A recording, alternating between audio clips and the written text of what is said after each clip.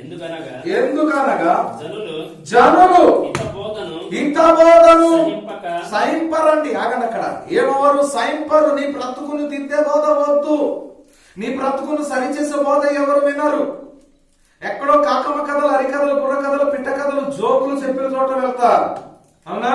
కానీ నీ జీవితాన్ని సరిచేసి నీ బ్రతుకును ఎలా బ్రతకాలో బ్రతికింప చేసేటువంటి బోధ, ఆరోగ్యకరమైన బోధ వినే చోటికి మనుషులు రారు. ఒకవేళ వచ్చినా వినరు, విన్నా కూడా పట్టించుకున్నారు. అర్థమవుతుందా? ఇక్కడ ఏం చెప్తారు? మళ్ళా చదువు పాయింట్ ఏమంటున్నాడు? ఎందుకనగా జనులు హితబోధను సహింపక. ఏ చెవులు ఉంటాయట? దురద చెవి. చెవి దురద వేసింది అనుకోండి, ఏం చెయ్యాలా?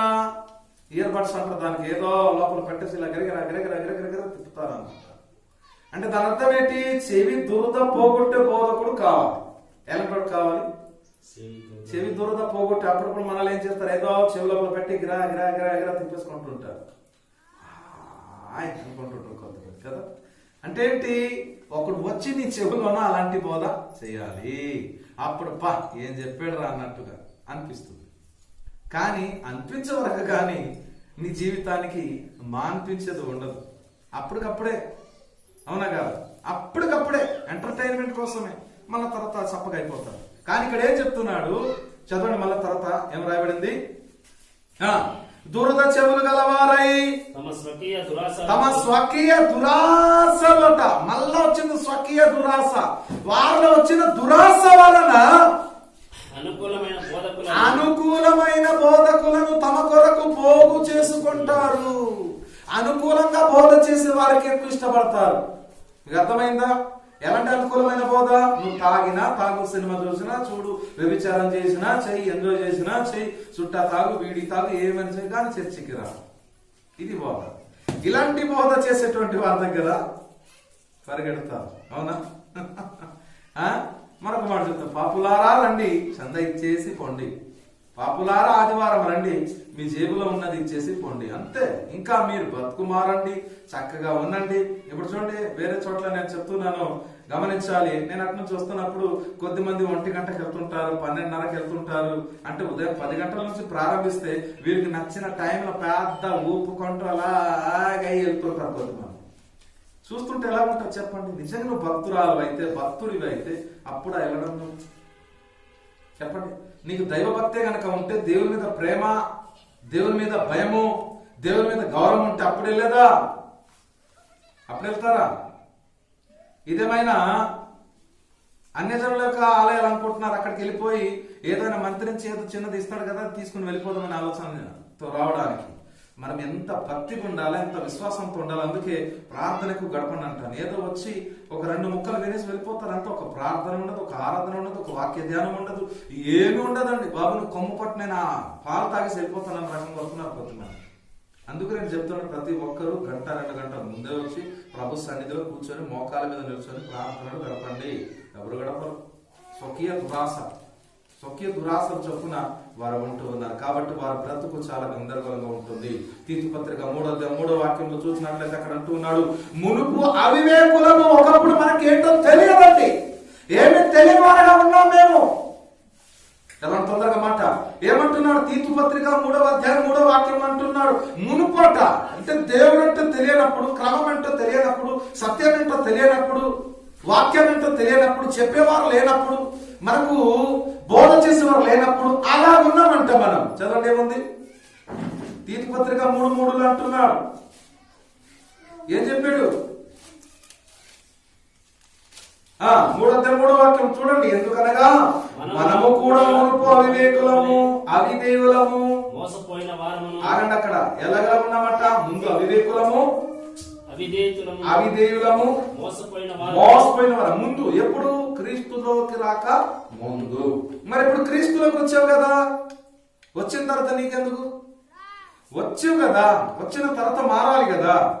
ఏమండి చదవండి. ఇంకా మోసపోయిన వారమును నానా విధములైన దురాశలకును దాసులమునై ఉండి అంటున్నాడు. ఎలా ఉండేవట ముందు? అమ్మాయి వింటున్నావా? జాగ్రత్త విను. ఏమంటున్నాడు ఇక్కడ? ముందు అలా ఉన్నావట, దురాశలకు బానిస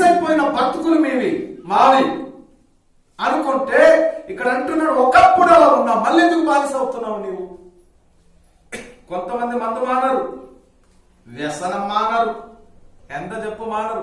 ఒకప్పుడు బానిసగా ఉన్నప్పుడు క్రీస్తు కృప చేత నువ్వు మాన్పివేయబడ్డావు, యేసు రక్తం చేత కడగబడ్డావు, క్రీస్తు యొక్క సంఘములకు చేర్చబడ్డావు. మరలా ఎందుకు నువ్వు అదే పరిస్థితులకు వెళ్తూ ఉన్నావు ఈ రోజున? ఒకప్పుడు బానిసగా ఉన్నావు కదా, ఒకప్పుడు బానిస బతుకులు ఉండి మిగతా వాళ్ళు కూడా బానిసత్వంలో లాక్కుంటూ వెళ్తుండేవు. మరి ఇప్పుడు కూడా ఎందుకు లాక్కుని వెళ్ళిపోతున్నావు? నువ్వు పోతే పోవచ్చు కదా, నీతో పాటు కొద్ది మందిని ఎందుకు లాక్కెళ్తున్నావు? వినాలి. కొద్దిమంది ఉంటారండి, తనకు తాను పాడేది కాకుండా పక్క వారిని పాడు చేస్తారు. తనకు తాను నరకానికి పోతే బాగున్ను, తను వెళుతూ ఇంకా కొద్ది మందిని లాక్కుని వెళ్తాడు అనమాట.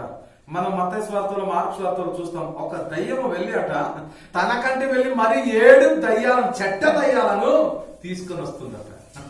అలాగన్నట్టుగా ఉంది. తన ఒక్కదే కాకుండా తనతో పాటు 7 దయ్యాలను తీసుకెళ్తాయి. అందుకే మనం కూడా కొద్దిమంది ఎలా తయారంటే, ఒక్కడు చెడిపోతూ 7గురిని చెడగొడుతున్నారు. అంటే మొత్తం 8 మంది చెడిపోతున్నారు అన్నట్టు. చూడండి, వాక్యం ఎంత విచిత్రంగా ఉంది. మునుపాలగున్నామంట దాసులమై ఉండి, చదవండి, దుష్టత్వమునందు అసూయయందును కాలము గడుపుచు. పాప ఎలా గడుపుతుండేమో? దుష్టత్వమందు అసూయయందు కాలము గడుపుతున్న బతుకులు మనవి. చీకటి బతుకులు, అంధకారపు బతుకులు. ఒకప్పుడు, ఇప్పుడు కూడా అదే బతుకా నీకు? నీ బతుకులో మార్పు రాదా? ఏమా వింటున్నారా? తింటున్నారా? అదే బతుకులు బతుకుతారా? మారుతారా? మారాలా? అలాగే ఉండాలా? ఎప్పుడు మారుతారు? 2030 నాటిగా? ఎప్పుడు కండి? ఎప్పుడు మారుతారు? ఆస్ట్రాయిడ్ వచ్చి గుర్తుకుంటుందా 2030? అప్పుడా? చనిపోబోయే ముందు మారి చచ్చిపోతాం, అప్పుడు పరలోకానికి వెళ్ళిపోతాం ఈజీగా. లేదు.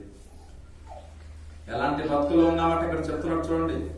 కాలమును గడుపుచు అసహ్యులమై ఒకరినొకడు ద్వేషించుచు ఉంటివి గాని అంటున్నాడు. ద్వేషించుచు ఉంటివి గాని గతంలో. అర్థమైపోయిందా? గతంలో ఉంది నీ బతుకుంటూ లిస్ట్ ఇక్కడ చెప్తుంది. అలా ఉన్నావు నీవు. ఇంకెందుకు నీకు పోయే కాలం? నీ క్రీస్తులోకి వచ్చావు కదా. కిందికి చదవండి 4వ వాక్యం. మన రక్షకుడైన దేవుని యొక్క దయయు మానవుడిల ఆయనకున్న ప్రేమయు ప్రత్యక్షమైనప్పుడు అంటే సత్యవాక్యం తెలిసినప్పుడు, దేవుని కృప తెలిసినప్పుడు, దేవుని రక్షణ పొందుకున్నప్పుడు. 5వ వాక్యం. మనము నీతిని అనుసరించి చేసిన క్రియల మూలమున కాక తన కనికరము చొప్పుననే పునర్జన్మ సంబంధమైన స్నానము ద్వారా పరిశుద్ధాత్మ మనకు నూతన స్వభావము కలుగజేయుట ద్వారాను మనలను రక్షించెను. దేవునికి స్తోత్రం. గడికి చెప్పబడుకున్నాడు ఒకసారి. స్నానం అట పునర్జన్మ సంబంధమైన స్నానము ద్వారా. ఒకసారి నూతన జన్మ, యోహాను సువార్త 3వ అధ్యాయం 3-5 దాకా చదివితే నూతన జన్మ కొరకు మరలా తిరిగి జన్మించుట కొరకు చెప్పబడుతూ ఉన్నది. కాబట్టి ఆ జన్మం ద్వారా మన బతుకు సార్థకం అయిపోయిందండి. ఇంకా క్రీస్తు బిడ్డలం అయిపోయినాం. యేసు రక్తం చేత కడగబడ్డాం, ప్రభు బిడ్డలంగా ఉన్నాం. మరలా మనం వాటి జోలికి వెళితే మనకంటే దౌర్భాగ్యపు స్థితిలో మరొకరు ఎవరు ఉండరు అని దేవుడు తన వాక్యం చెప్తూ ఉన్నాడు. అప్పుడు అలా జీవించాము. పేతురు పత్రిక 4వ వాక్యం చూస్తే, గతించిన కాలం చాలు. త్రాగుబోతుల విందులు, చేదగిన విగ్రహ పూజలు, అల్లెతో కూడిన ఆటపాటలు, అన్యజనుల ఇచ్చను, అన్యజనుల ఇష్టమును నెరవేర్చుచుండుటకు గతించిన కాలమే చాలు. ఇంకా ఇప్పుడు మరి ఎందుకు? ఇంకా ఎందుకు? ఈ నూతన సంవత్సరంలో వచ్చిన తర్వాత అయినా మారాలి, మార్చాలి. లేదా పరదేశులమో ప్రియులారా అనే పాట పాడాల్సి వస్తుంది. ఎప్పుడు పాడతామండి ఈ పాట? ఎప్పుడు పాడతాం? పరదేశులమో ప్రియులారా సమాధి చేయుదము అని ఎవరు పాడతాం? ఏమో ఈ సంవత్సరం ఎలా ఉంటుందో తెలియదు. ఒకప్పుడు అది మా బతుకు. ఇంటికి వెళ్తే వాక్యం మరలా చదవండి, ఓకేనా? అండర్లైన్ చేసుకుని ఇంటికి వెళ్తే మరలా చదవాలి. అప్పుడు నీ బతుకు ఇది. ఇప్పుడు దేవుడట తన స్నానం ద్వారా, ఇక్కడ ఏమంటున్నాడు తెలుసా అండి? పునర్జన్మ సంబంధమైన స్నానం ద్వారా దేవుడు నీకు తన కుమారుడుగా, కుమార్తెగా అంగీకరించేశాడు. అర్థమైందా? ఉన్న పాటను పుట్టుకున్న పోయిన దేవుని పాదం దగ్గరికి వెళ్ళాలి. ఆయన వచ్చినా కూడా ఆయన దగ్గరికి వెళ్ళాలి. అది నేను ఇచ్చేత అలా ఉండాలి నువ్వు. కానీ అది లేదు. బాధ, ఎంత బాధ అంటే చాలా బాధ అండి. ఏమండి చివరికి ఒక మాట చదివి ముగించుకుందా నాకు పడతారు. తీతు పత్రిక 2వ అధ్యాయం 12వ వాక్యం. ఎలా ఉండాలి మరి నీవు? నామకార్థులకు ఉండి నశిస్తావా? నిజమైనటువంటి భక్తుడికి ఉండి రక్షించబడతావా? ప్రభురాకడలో ఎత్తబాటుకు వెళతావా? ఈ లోకంలో ఉండి నశించిపోతావా? ఒక్కసారి నిర్ణయం చేసుకో. దేవుడు ఏమని చెప్తున్నాడు చూడండి ఒకసారి, చదవండి. మనము భక్తిహీనతను, బాగా వినండి, 2 చెవులతో వినండి. అలా అప్పులాంశమా విను, ఎక్కడ ఉన్నావు జాగ్రత్త విను. ఇక్కడ ఏమంటున్నాడు తెలుసా? మనము భక్తిహీనతను, ఇహలోక సంబంధమైన, ఇహలోకం అంటే ఈ లోక సంబంధమైన దురాలోచనను, ఏ ఆలోచన? ఏ దురాలోచన ఆలోచన అండి? ఏ ఆలోచన? మరలా చదువు కొద్దిమంది అర్థం కాలేదు. మరలా చదువు. మనం అంటే ఎవరు? మనమందరం, నేను నీవు మనమందరం, అందరిని కలుపుకొని చెప్తున్నాడు మాటలు ఇవి. భక్తిహీనతను ఏంటి? అందరు చెప్పండి. ఏ హీనత అంట? భక్తిహీనత. అందరు చెప్పాలమ్మా. ఏ హీనత? కొంతమందికి బలహీనత ఉంటది, రక్తహీనత ఉంటది, కానీ ఇక్కడ ఏ హీనత కనబడుతుంది? భక్తిహీనత. భక్తిహీనత. అందరూ చెప్పండి. ఏ హీనత? భక్తిహీనత. కొంతమందికి శక్తిహీనత ఉంటది, రక్తహీనత ఉంటది, బలహీనత ఉంటది, కానీ ఇక్కడ ఏ హీనత కోసం చెప్పబడుతుంది? భక్తిహీనత. చదువునా? భక్తిహీనతను ఇహలోక సంబంధమైన ఆలోచనను, అబ్బా ఎంత మాట అండి! ఇహలోక సంబంధమైన దురాలోచన సంబంధమైన దురాశలను విసర్జించి, జాగ్రత్త వినాలి, విసర్జించాలట. దేన్ని విసర్జిస్తాం మనం? ఉదయం లేవగానే ఏం చేస్తామండి? మల విసర్జన అంటే లోపల ఉండింది విసర్జించేస్తున్నాం మనం. ఇప్పుడు ముక్కులో నుంచి చీముడు వచ్చింది, ఏం చేస్తాం మనం? విసర్జిస్తాం. దక్కినప్పుడు తమడ వస్తుంది, ఏం చేస్తాము? విసర్జిస్తాం. లేవంగానే నెంబర్ 1 నెంబర్ 2 వస్తుంది, ఏం చేస్తాము? విసర్జిస్తాం కదా. విసర్జించింది మరలా తెచ్చుకుంటామా? దాని జోలికి కూడా వెళ్తారా ఎవరైనా? మీ నుంచి విసర్జించారు, మీదే అది. మరొకసారి చూస్తూ ఉంటారా? అలా పెట్టి ముక్కులో వాసన ఇలా చూసుకుంటారు ఎవరైనా? చీ తూ అనుకుంటున్నారు కదా. విసర్జించాలి. వేటిని? భక్తిహీనత ఉంటే విసర్జించు. ఇంకేం చెప్పాడు అక్కడ? ఏమేమి ఉన్నాయట? ఇహలోక సంబంధమైన దురాలోచనలు లోక సంబంధమైనవే. శరీరాస, నేత్రాస, జీవ కుటుంబాలు, ఏం తిందాం, ఏం తాగుదాం, ఏం ధరించుకుందాం, ఎలా బతుకుదాం, ఎలా సంపాదన చేద్దాం. ఒక క్రైస్తవుడికి ఇవి తగవు. నువ్వు బ్రతకడానికి డబ్బు కావాలి, ఎంత కావాలో అంత కూడా పెట్టుకో. నువ్వు తినడానికి తిండి కావాలి, ఎంత కావాలో అంత పెట్టుకో. నువ్వు ధరించడానికి వస్త్రాలు కావాలి, ఎంత కావాలో అంత చేసుకో. ఒకవేళ ఎక్స్ట్రా వచ్చిందా దానికి మించి దేవుని కోసం ఇచ్చేయి. అది దేవుడి లెక్క అంటే. ఒకవేళ వీటికి మించి వచ్చిందా విసర్జించు. లేదా ధనవంతులు దేవుని రాజ్యంలో ప్రవేశించుట కంటే ఒంటె సూది బెచ్చములు దూరి వెళ్ళుట సులభము. అర్థమైందా? ధనవంతులగుట అపేక్షించు వారు శోధనలోను, కీడులోను, అవివేకయుక్తములకు హానికరమైన తంత్రలోను పడతారంటున్నాడు. ధనాపేక్ష సమస్త కీడులకు మూలమని అంటూ ఉన్నాను. అవసరమే మనకు ధనం, కానీ దానికోసం మీ ప్రాణం పోగొట్టుకుంటున్నారు, దానికోసం నిత్యజీవం పోగొట్టుకుంటున్నారు, దాన్ని ఆశించి దేవుని సన్నిధిని పోగొట్టుకుంటున్నారు, జీవవాక్యాన్ని కాళ్ళతో తొక్కుతున్నారు. అది వచ్చిన ప్రాబ్లం. ఈ రెండింటిని బ్యాలెన్స్ చేసుకోమని ఎన్నోసార్లు చెప్తున్నారు, మీకు అర్థం కావడం లేదు కొద్దిమందికి. దేవుడికి ఇచ్చే టైం దేవుడికి ఇవ్వండి, మీ సమయం మీరు తీసుకోండి. దేవుడికి ఇచ్చే సమయం దేవుడికి ఇవ్వండి, మీ సమయం మీరు తీసుకోండి. దేవుడికి ఇచ్చేటువంటి ఆ యొక్క అర్పణ దేవుడికి అర్పించండి, మీ కొరకు వాడుకునేది మీరు వాడుకోండి. కానీ ఈ రెండింటిలో బ్యాలెన్స్ మనకు తెలియదు. దేవుడికి ఇచ్చేది మనం తింటున్నాం, మనం తినేది కూడా మనం తింటున్నాం. అందుకే కొన్నిసార్లు ఒక్కొక్కసారి దేవుడు ఏం చేస్తుంటాడు మన జీవితంలో? తీరని శోకాలు, తీరని బాధ, తీరని రోగం, తీరని వ్యసనానికి మనకు పాలు చేస్తూ ఉంటాడు. అర్థమవుతుందా? అందుకే మనం దేశాంతరం పోయినా భక్తులు మారట్లేదు. ఏమి ఉన్న దేశంలో దేవుడు దీవించాడా? మీరు కొద్దిమంది ఎందుకు ఉన్న పట్టణం ఉండి రిమోట్ కంట్రోల్ లాగా చేస్తున్న ఆపరేట్ చేస్తున్నా ఉన్న చోట ఉండి, ఏమంటే ఉన్న చోట ఉండి లక్షలు వేలు రావట్లేదు, మీకు వేల నుంచి లక్షల దాకా రావట్లేదా? మరి కొద్దిమందికి వస్తుంది, కొద్దిమందికి ఎందుకు రావటం లేదు? ఊరు నుంచి ఊరు వెళ్తున్నారు, పట్టణం విడిచి పట్టణం వెళ్తున్నారు, దేశం విడిచి దేశం వెళ్తున్నారు. బ్రతుకులు ఆకుర ఉన్నాయేంటి? డిఫరెంట్ అర్థం చేసుకోండి. కొద్దిమంది జీవితాలు అది పని చేస్తున్నా, కొద్దిమంది జీవితాలు ఎందుకు పని చేయట్లేదు? గుర్తుపెట్టుకోండి, ఎక్కడ మిస్టేక్ జరిగింది. వాళ్ళకి జరుగుతుంది, మీకెందుకు లేదు? వారు కూర్చున్న చుట్టూ హాయిగా ఉన్నారు, మీకెందుకు లేదు? దేశం పడి తిరుగుతా ఉన్నారు, ఏమి లేదు ఎందుకు? ఉన్న పాటలో ఉండి కొద్దిమంది హ్యాపీగా బతికేస్తున్నారు, 1000 రూపాయలు వస్తున్నాయి. మరి నువ్వు బయట వెళ్ళి ఎంతో సంపాదిద్దాం అనుకుంటున్నావు కానీ చినిగిపోయిన సంచులు వేసినట్టు ఉంటుంది. ఎందుకు ఆలోచించండి. దేవుని సమయం దేవునికి, నీ సమయం నీకు. దేవుని సొమ్ము దేవునికి, నీ సొమ్ము నీదే. దేవుని కొరకు ఇచ్చే దేవుని కొరకు, నీ కొరకు ఇస్తే నీ కొరకే. దేవుని కొరకు బ్రతకాలా బ్రతుకు, నీ కొరకు బ్రతకాలా బ్రతుకు. అర్థమైందా?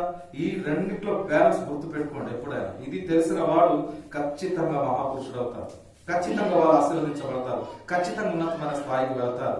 కాబట్టి అంత దినాల్లో నామకార్థులైనటువంటి వారు ఉంటే మాత్రం వారి జీవితం ఎంతో దౌర్భాగ్యపు స్థితిలో ఉంటుంది. గతంలో ఉన్నట్టు నీ ఇప్పుడు ఉంటే నీకు నీ అన్యులకు ఏమాత్రం తేడా లేదు.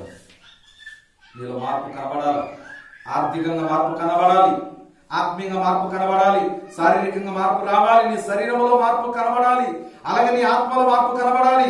ఏమండి? నీ కుటుంబ జీవితంలో మార్పు కనబడాలి. వ్యాపార రంగంలో, ఉద్యోగ రంగంలో, వ్యవసాయ రంగంలో, ఏ రంగంలో అడుగుపెట్టిన ప్రతి చోట మార్పు రావాలి. చివరికి ఒక మాట గుర్తు చేసి ముగిస్తాం చూడండి. యోగ గ్రంథంలో ఎంత విచిత్రమైన మాట అండి. 8వ అధ్యాయము 5వ వాక్యం నుంచి చూస్తే 7వ వాక్యం దాకా, మొదట నీ స్థితి కొంచెమై ఉండినను తుదక నీవు మహా అభివృద్ధి పొందుతావు అంటున్నాడు. ఎప్పుడు అభివృద్ధి వస్తుంది నీకు? చెప్పండి, చదువు, స్పీడ్ గా చదువు. 5 నుంచి 7వ వాక్యం దాకా యోబు గ్రంథం 8వ అధ్యాయం 5 నుంచి 7 త్వరగా ఫాస్ట్ గా. నీవు జాగ్రత్తగా దేవుని వెతికిన ఎడల, ఏంటండి? నీవు జాగ్రత్తగా దేవుణ్ణి వెతికిన ఎడల. ఎవరిని వెతకాలి మనం? దేన్ని వెతుకుతుందా? లేవగానే దేన్ని వెతుకుతున్నాం? కొద్దిమంది మొబైల్ వెతుకుతారు, కొద్దిమంది టీవీ, కొద్దిమంది రిమోట్ వెతుకుతారు. ఎక్కడ ఉందిరా బాబు, ఏ ఛానల్ వేద్దాం, ఏ న్యూస్ వస్తుంది, ఏ పాట వస్తుంది, తెల్లారు అని చెప్పి కొన్ని లేవగానే నొక్కుతారు రిమోట్. ఇంకా కొన్ని లేచిన వెంటనే మొబైల్ సెల్ నొక్కుతారు. ఎక్కడ నొక్కాలి, ఎవరికి నొక్కాలి, ఎక్కడ ఏం మాట్లాడాలనేటువంటిది. అవునా కదా? ఇంకా వెతుకుతారు వాటిని. కానీ దేవుడిని వెతకాలంటున్నాడు. దేవుని వెతకాలన్నారా? వెతకాలి లేవంగానే. తర్వాత సర్వశక్తుడకు దేవుడు బతిమాలు కొనిన ఎడల అంటున్నాడు. బతిమాలాలి. ప్రభు ఈ రోజు పని జరగాలి, ప్రభు ఈ రోజు నేను ఆఫీస్కి వెళ్తున్నాను, ప్రభు నేను వ్యాపారం, ప్రభు నేను డ్యూటీకి వెళ్తున్నాను, ప్రభు వ్యవసాయానికి వెళ్తున్నాను, ప్రభు నేను పనికి వెళ్తున్నాను, దయచేసి నేను చేసే పనులు సాఫల్యత కావాలి అని అడుగుతున్నారా? బతిమాలుకోవాలి. ఏదంటే బతిమాలడం లేదు. ఎలా జరుగుతుందని కార్యాలు? లేచిన వెంటనే ప్రభుకు అడుగుతున్నారా? అడగాలి నీవు. తర్వాత నీవు పవిత్రుడవై యథార్థవంతుడవైన ఎడల నిశ్చయముగా వండర్ఫుల్ అని చప్పట్లు కొట్టారు. నీ యందు శ్రద్ధ నిలిపి. గుర్తు పెట్టుకోండి. చాలా లోతైన మాట. ఇంటికి వెళ్ళి మరొకసారి చదవండి, అండర్లైన్ చేసుకోండి, లైబ్రరీలో రాసుకొని నోట్ చేసుకుంటూ వెళ్ళండి, లేదంటే రికార్డ్ అవుతుంది వెళ్ళండి. మీరు ఇక్కడ ఏం చెప్తున్నాడు అంటే, నిశ్చయముగా దేవుడు నీ యందు శ్రద్ధ నిలుపుతాడట. ఎప్పుడండి? పైవన్నీ చేసినప్పుడు,